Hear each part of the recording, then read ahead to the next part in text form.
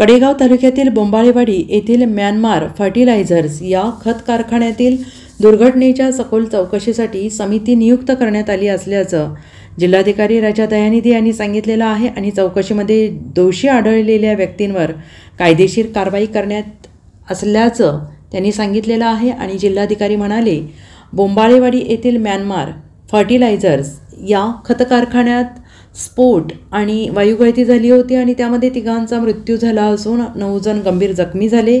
मी स्वतः आणि पोलीस अधीक्षक संदीप घुगे यांनी दुर्घटनेच्या दुसऱ्या दिवशी घटनास्थळी भेट देऊन पाहणी करून माहिती करून घेतली होती। त्यानंतर कंपनीला तत्काळ सील ठोकण्यात आलं असून उत्पादन बंद करण्याचे आदेश प्रदूषण नियंत्रण मंडळाने दिले आहेत।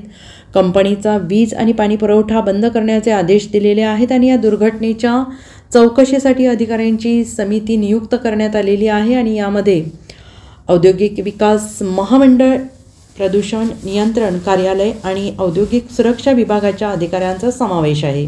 आणि या समितीने 15 दिवसात चौकशी अहवाल देण्याचे आदेश दिलेले आहेत। चौकशीमध्ये जे दोषी आढळतील त्यांच्यावर कायदेशीर कारवाई करणार असल्याचं जिल्हाधिकाऱ्यांनी यावेळी सांगितलेलं आहे।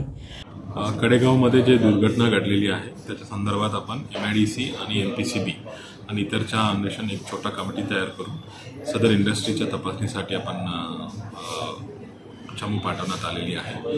तर सर्व लोकांना सुद्धा माझी विनंती आहे की आपला इंडस्ट्रियल सेफ्टी खूप महत्त्वाचा आहे। आपल्या इंडस्ट्रीमध्ये सेफ्टी प्रिकॉशन्सची पुन्हा सर्वांनी एक आढावा घेण्यात यावा आणि कोणताही ॲक्सिडेंट किंवा कोणताही नेग्लिजन्समुळे म्हणजे दुर्लक्षमुळे कुठलाही घटना घडू नये असं सर्वांनी आपलं काळजी घेण्यात यावं।